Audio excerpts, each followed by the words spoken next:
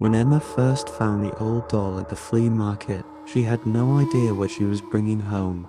It was a small porcelain figure with a delicate face, dark glassy eyes, and a ragged dress.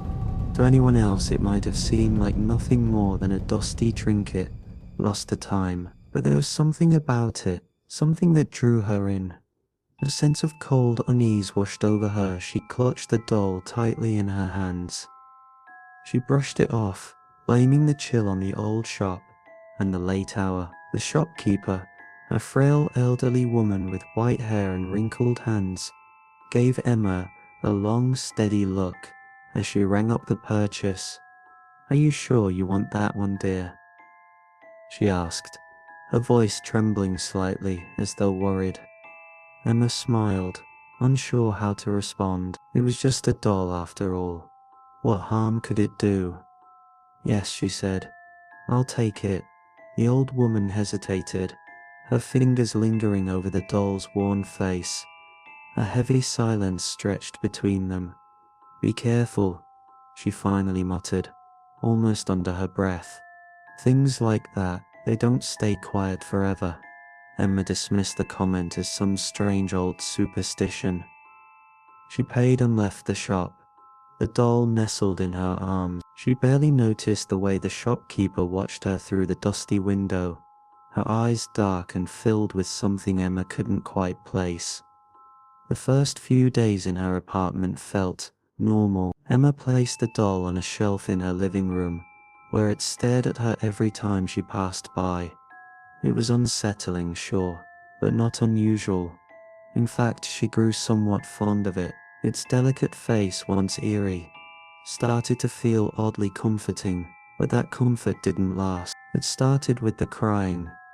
One night, just as Emma was getting ready for bed, she heard it faint at first, like the softest whimpering. She dismissed it as the wind, or a sound from the street below. But the crying grew louder, and it wasn't coming from outside. It was inside her apartment, soft, drawn-out sobbing, almost like a child, but laced with despair. Emma froze, her heart pounding. The sound wasn't coming from the walls or the floor. It was coming from the shelf, from the doll. Its glassy eyes gleamed in the moonlight. The crying stopped the moment she turned to face it. Shaken, Emma tried to ignore it, but each night as darkness settled in, the crying returned, always at the same time, sometimes closer, sometimes further, but always there. The soft weeping of a doll, alone in the silence. One night, she'd had enough. She stood from her bed, walked into the living room, and stared at the doll. Her hand trembled as she reached for it, the porcelain ice cold to the touch. That's when she noticed something strange. The doll's face had changed. Its once wide and innocent eyes now looked darker, filled with sorrow. Its calm mouth now twisted into a frown. A thin crack ran down its cheek. Emma's chest tightened with unease. The air in the room thickened with an invisible presence. She wasn't alone. A whisper echoed in her mind. "Don't leave me." It was so faint she wasn't sure she'd heard anything at all. But in that moment, she knew this wasn't just a doll, and it wasn't just crying out of age or neglect. Something darker was at play. She carefully placed the doll back on the shelf and saw how its eyes seemed to follow her. That night, Emma lay awake, staring at the ceiling. The crying had returned, softer now, but constant. Then she heard it, footsteps, slow, deliberate, coming from the living room. Her heart skipped. She sat up. The steps moved closer, and then stopped. Right outside her bedroom door. Silence. Her breath caught. She didn't dare move. Then came the voice. "Help me." Emma leapt for her phone, her hands trembling. She called her best friend Sophie. It rang once, twice, straight to voicemail. That never happened. Sophie always picked up. Suddenly Sophie's voice echoed through the phone. "Emma? What's wrong? Why are you calling me at this hour?" "Sophie, I can't explain. The doll, it's crying. It's talking to me." Her voice cracked as fear overtook. Sophie, shocked but concerned, said she'd come over as soon as she could. Emma hung up and waited, but the crying grew louder and closer. Each step echoed through her apartment, like a drumbeat of dread. The soft voice outside her door whispered again, "I'm so cold. I don't want to be alone." Emma's stomach twisted. She had no logical explanation. Nothing made sense. But one thing was certain. The doll had a hold on her. Then the bedroom door creaked open, and there it stood, in the shape of a child, but its eyes were hollow black pits. Its porcelain skin cracked, as if something writhed beneath the surface. The ragged dress was stained with something dark, and then in a voice that sounded almost human, the doll whispered, "Take me home. Take me home."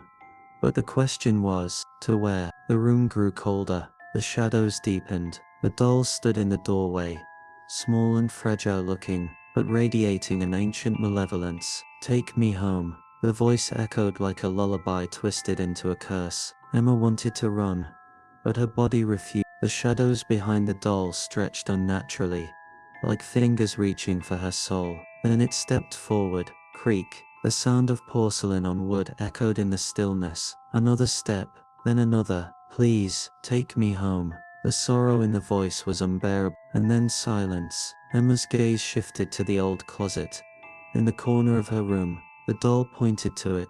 The closet, ordinary, or so she thought. Emma's hand trembled as she reached for the handle. The door creaked open. Inside were coats, blankets, and something that shouldn't have been there. A wooden chest, old, worn, scratched. It hadn't been there before. She was sure of it.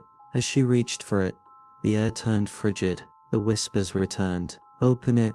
Her fingers brushed the surface. A jolt of electricity shot through her. With trembling hands she unclasped the lid. Inside, dozens of dolls, identical, each with twisted expressions of agony. Cold glassy eyes, stained clothing, open mouths frozen in silent screams, and blood, thick, dark, coating them like a grotesque varnish. Then she saw it.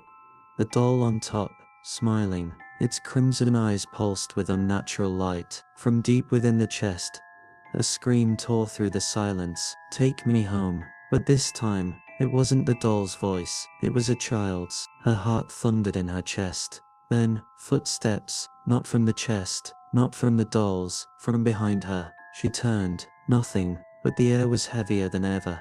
The cries returned. The doll wasn't just a cursed relic. It was a vessel, a conduit.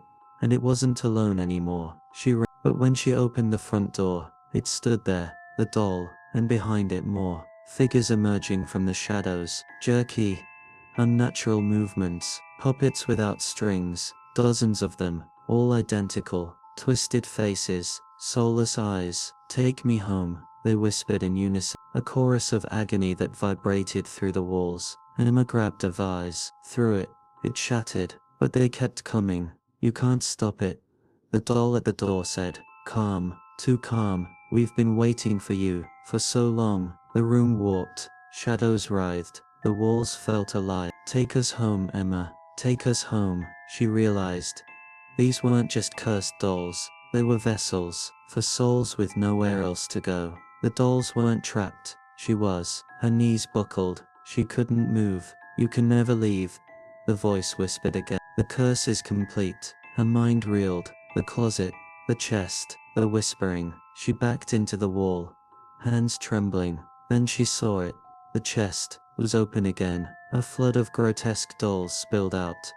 Misshapen, cracked, frantic. At the top, the grinning one. It moved, lifted its head, smiled, jaw unhinging.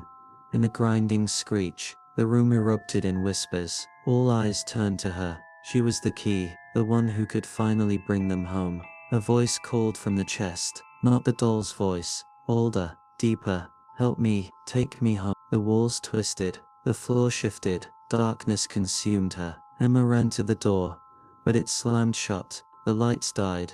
The whispering grew into a storm. "Take me home. Take us home." The ground fell away. Her apartment disappeared. She fell into darkness, and still the crying continued. She had become part of the curse. In the void she heard them all. Every voice. "Take us home." Her heart thudded.